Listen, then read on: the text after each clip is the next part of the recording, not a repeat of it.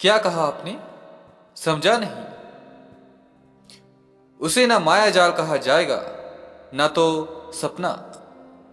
शुरू से लेकर अंत तक आपने जो कुछ भी देखा, जो कुछ भी सुना, जैसी मानसिक यंत्रणा और शारीरिक पीड़ा का अनुभव किया है आपने, उन सब को 200 वर्ष पूर्व किसी जन्म में भोगा है आपने। वह सारी कथा आपके पूर्व जन्म की कथा है, जिसके मुख्य पात्र आप रहे हैं। कापालिक अघोरेश्वरानंद और उसकी उत्कल साधना से भली भांति परिचित हूं मैं। यह सुनकर अवाक रह गया मैं एक बार की। थोड़ा रुककर तारानाथ भट्टाचार्य आगे बतलाने लगे। आपको ज्ञात होना चाहिए, संत कीनाराम और महाराज चेत सिंह के समय काशी का दक्षिण भाग घनघोर जंगल था, जो काफी लंबा चौड़ा था, और उस जंगल में कहीं काली का प्राचीन मंदिर भी था।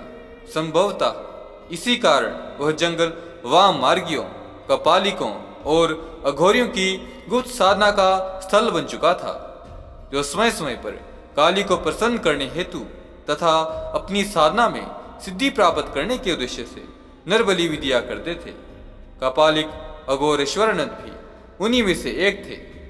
त्रिकाल सिद्धि प्राप्त करने के लिए उन्होंने सुना है कई नरबलि भी दी थी। यह सत्य है कि कपालिक साधना मार्ग के सर्वोच्च साधक थे कपालिक अघोरेश्वरानंद, इसमें संदेह नहीं। लेकिन अंत में उस महासाधक ने अपनी साधना भूमि में भयंकर भूल की। वह क्या? उत्सुक होकर पूछा मैंने। रत्नावली की इच्छा के विरुद्ध उसे 12वीं दीक्षा दी। इसके अतिरिक्त रत्नावली का अपहरण भी किया था उन्होंने। उससे बड़ी बात तो यह थी कि नर पशु की उसकी इच्छा के विरुद्ध बलि देनी चाहिए उन्होंने। यह सभी कार्य तांत्रिक साधना के घोर विरुद्ध है। मां महामाया के कोप का भाजन बनना ही पड़ता है, साथ ही परिणाम भी बड़ा ही भयंकर होता है। सारी साधना तो विफल होती ही है, स्वयं साधक भी प्राप्त हो जाता है असदगति को, उसे मुक्ति नहीं मिलती। एक प्रकार की विशेष प्रेत योनि में दीर्घकाल तक भटकता रहता है वह। कहने की आवश्यकता नहीं, साधना भ्रष्ट हो जाने के कारण कापालिक अघोरेश्वरानंद भी प्रेत योनि को प्राप्त होकर दीर्घकाल तक भटक रहे हैं इस काशी के महाशमशान में।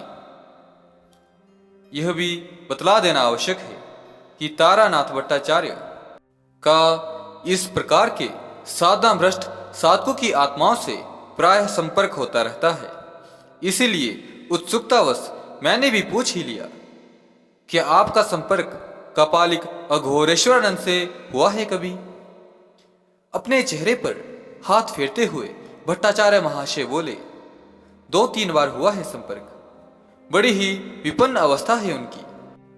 शमशान के मुर्दों के सड़े गले मांस खाकर उनकी आत्मा प्रेत योनि में भटक रही है।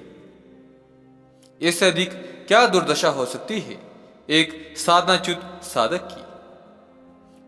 तब तो आप रत्नावली के संबंध में भी बहुत कुछ जानते होंगे, क्यों नहीं?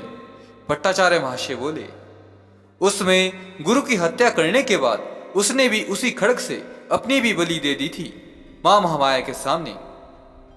इसके बाद रत्नावली ने 3 बार जन्म लिया, लेकिन उसके तीनों ही जन्म कहाँ हुए मैं नहीं जानता हूं। इतना अवश्य जानता हूं, उसका चौथा जन्म इसी काशी में 30 वर्ष पूर्व किसी उच्च ब्राह्मण के कुल में हुआ है। और यह भी जानता हूं कि संन्यास ग्रहण कर लिया है उसने। सन्यासिनी के रूप में यत्र तत्र भ्रमण करती रहती है वह। इसके अतिरिक्त और कुछ जानने समझने की आवश्यकता नहीं समझी मैंने। यह सुनकर स्तब्ध और अवाक रह गया मैं। रत्नावली का सुंदर चेहरा मेरे मानस पटल पर उभर आया एक बार की। क्या रत्नावली मिलेगी मुझको? यदि मिल भी गई तो उसको पहचानूंगा कैसे? वह भी तो मुझे नहीं पहचान पाएगी। 200 वर्ष का दीर्घ का अंतराल, पूर्व जन्म के बाद मन और आत्मा तो नहीं बदलती, बाकी सब कुछ बदल जाता है। जाति, धर्म, रूप, रंग और शरीर, सब कुछ। फिर कैसे पहचान पाएंगे हम दोनों एक दूसरे को। पूरी रात नींद नहीं आई। बार बार रत्नावली की मोहक छवि घूम जाती थी आंखों के सामने। भोर के समय थोड़ी झपकी लगी और उस तंद्रिल अवस्था में देखा एक लंबी चौड़ी कदकाठी के व्यक्ति को। शरीर का रंग बिल्कुल काला, सिर पर लंबी जटाएं थी जो उसके पीठ पर सांप की तरह प्रतीत हो रही थी। कमर में लाल रंग का कपड़ा लपेटे हुए था। शरीर का ऊपरी भाग अनावृत था। गले में रुद्राक्ष की कई मालाएं झूल रही थी। चेहरा चौड़ा था, आंखें खून में डूबी सी लग रही थी। उसके चौड़े चेहरे पर क्रोध, घृणा, द्वेष के मिले जुले भाव थे। हाँ, उसके हाथ में एक खोपड़ी भी थी, अधजली, जिसमें से दुर्गंध निकल रही थी। वह भयानक व्यक्ति और कोई नहीं बल्कि कपालिक अघोरेश्वरानंद था। पहचानने में जरा सी भी भूल नहीं हुई मुझसे। आग्नेय दृष्टि से मेरी ओर घूरते रहे कापालिक महाशय। कुछ क्षणों बाद सिर घुमाकर बाईं ओर देखने लगे कापालिक महाशय। अपने आप मेरी भी आंखें उसी ओर घूम गई। देखा तो देखता रह गया चकित भाव से। मेरे सामने काशी का अहिल्याबाई घाट था। एक सन्यासिनी थी जो अपनी सूनी आंखों से उगते सूरज को देख रही थी। गालों पर हाथ धरे वह एक एक तंद्रा भंग हुई। अचकचाकर उठ बैठा मैं। उस तंद्रिल अवस्था में मैंने जो कुछ देखा था, क्या वह वस्तुतः सत्य था या भ्रम? नहीं नहीं, बिल्कुल सत्य था, पूर्ण सत्य। मेरी दृष्टि में वह रत्नावली ही थी, सन्यासिनी के रूप में। नाम था कीर्ति आनंद। 30 वर्षीय उस गौरांग और लावण्यमयी युवा सन्यासिनी में मुझे छवि दिखलाई दी थी रत्नावली की। निस्तब्ध वातावरण में सांझ की साहकालिमा पसर गई थी। हल्के कोहरे में लिपटा हुआ चांद थोड़ा ऊपर आ गया था। गंगा की निर्मल धारा में लहराने लगी थी चांदनी। अहिल्याबाई घाट की सीढ़ियों पर कीर्ति आनंद के बगल में बैठा था मैं। काफी देर मौन रहने के बाद चांद को निहारते हुए कहने लगी कीर्ति आनंद। होश संभालने पर बराबर हर समय यही लगता था कि मेरा कोई और जीवन भी था, जिसके किसी मोड़ पर मेरा सब कुछ खो गया, कुछ छूट गया था। कोई अनमोल वस्तु गवा बैठी थी मैं। कोई अपना दूर हो गया हो मुझसे। मेरा क्या छूट गया था? कौन सी वस्तु गवा बैठी थी मैं? कौन था वह जो मुझसे दूर हो गया? क्या बतलाऊं मैं? इन्हीं प्रश्नों का उत्तर पाने के लिए सर्वस्व त्याग कर 20 वर्ष की अवस्था में ही संन्यास ग्रहण कर लिया था मैंने। लेकिन 10 वर्ष हो गए, अभी तक किसी प्रश्न का उत्तर नहीं मिला मुझे बंधु। कभी कभी व्याकुल हो उठती हूं मैं और अशांत हो जाता है मेरा मन। तब इसी घाट पर आकर बैठ जाती हूं मैं थोड़ी देर के लिए। इतना कहकर आकाश की ओर देखने लगी कीर्ति आनंद। यह सब सुनकर एक बारगी उद्वेलित एवं विचलित हो उठा मैं। अशांत होती मेरी आत्मा न जाने क्यों, और फिर रहा न गया मुझसे। धीरे धीरे 200 वर्ष पूर्व की भूतकाल में घटी घटनाओं से संबंधित सारी घटना सुना दी मैंने।